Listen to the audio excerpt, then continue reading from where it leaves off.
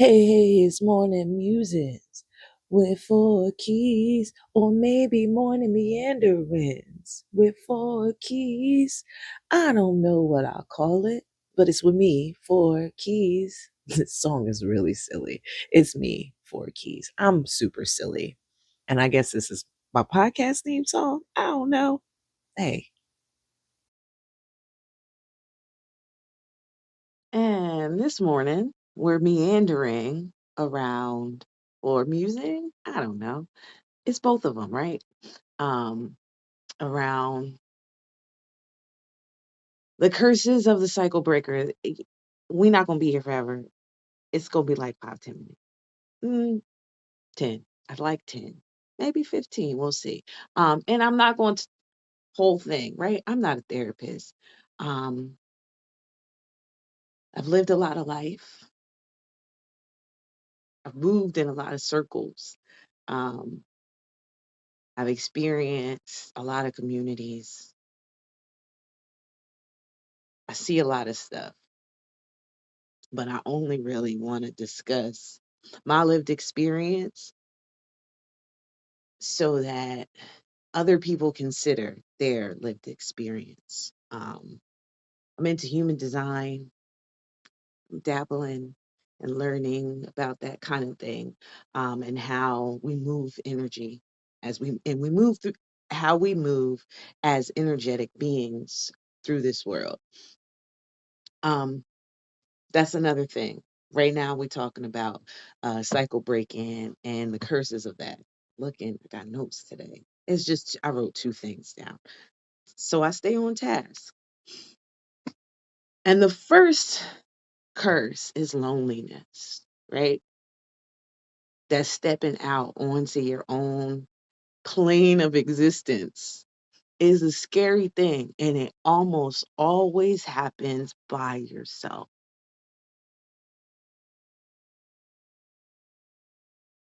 It's never a pairs thing. Um, Unless it's like a parent child situation. And if that's it, that's great. Um,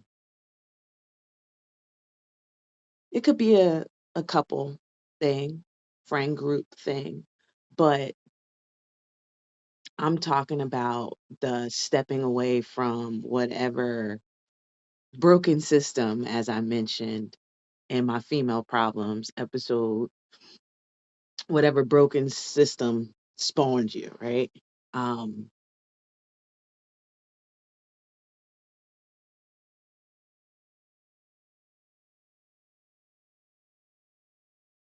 and it's like a palpable loneliness. And depending on your place in the system that you're breaking from, that loneliness is going to hit or affect you differently. And that loneliness can be a catalyst one way or another, depending on how you receive it, right? So I'll talk about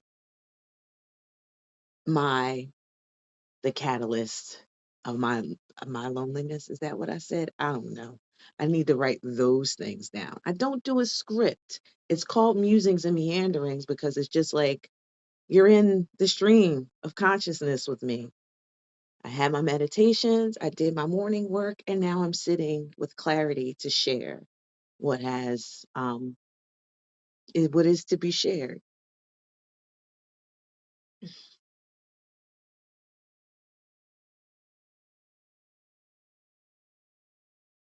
So in my system, right,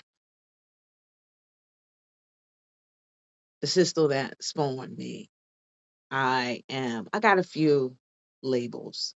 Um, I'm gonna do some dig dig dig dig and put some family structure research. I got a friend who does a lot of that kind of work.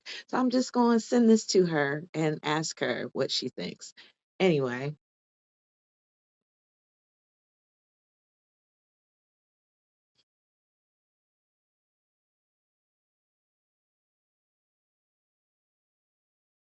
in my original system, I have many roles.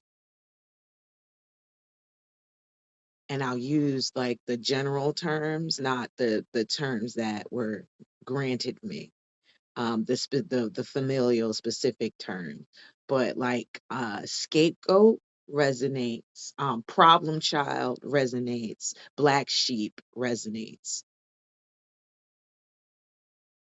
good or bad otherwise.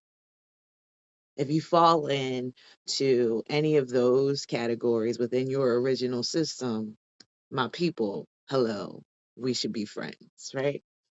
Um,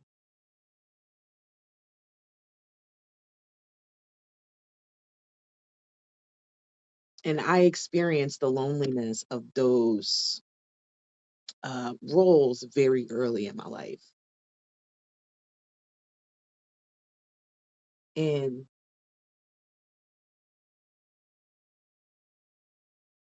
my most recent healing work, I found that, come to understand, not I found, I've come to understand that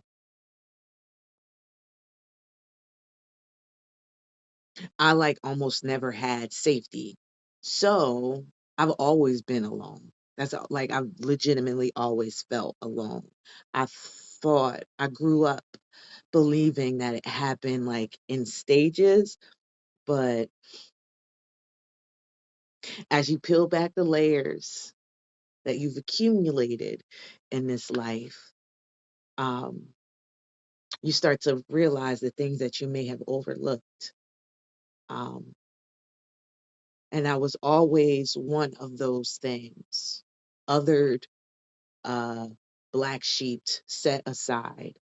Not even just because of birth order, like there was even that. I'm in a weird space in my generation of the way my family is set up. So there are very few cousins in line with me. So like I don't have any peers. I don't have a peer group. So I kind of grew up as an only child, sort of, in like a full family, if that makes sense. Um, they would dispute it, but that's how I felt. That was the way that I experienced growing up, was that I was set aside and everybody else was allowed to experience things. Now, I was younger than everybody. Duh. There's things you can't do. There's things we don't want you to do because we did them and um they were not helpful for us. So we're going to keep you from them. I get that. But you should probably explain that at some point. But anyway, the scapegoating, the othering, the black sheeping, setting you into that role is great preparation for the loneliness of the break, right? Because the more I sit with that abandonment, the realization of that abandonment, how soon it happened, how early it happened, you realize how long you've been alone. You also start to realize, if you do the work appropriately, the full circle work, the shadow and the light work, you realize that that loneliness, it wasn't really real outside, right? There were places where you were allowed to experience your whole self. Unfortunately, it wasn't the place where you began. So when you experience that whole self in other places and return to the place where you began, you question what you experienced on the outside, if that's real or if that's what you should be. And more often than not, if it is a movement of purpose, of intention, of upward mobility, of escaping, moving cities, going to a different school, changing career paths, if it's a pivot, And people who are used to standing still see your inertia. It's terrifying. It disrupts the system. Own the loneliness. It's the superpower because you already been had it. The problem is we got to let go of the performance, the need, the want to be seen if you are the scapegoat, um, black sheep, othered one. Listen, golden children's got their own set of problems. So does the forgotten child. Well, that's sort of the abandoned child, black sheep kind of thing. We all got our own stuff um, to break away from the systems that created us. And it's up to us individually to do the work to deal with that loneliness. I'm going to continue because there are other curses of the cycle breakers. This is just the first one. I think I'm going to make like this is just the tip, like a thing, because I like it. All right, goodbye. Well, that's all I got for now. If you liked it, great. If not, that's cool too. Until next time, be well.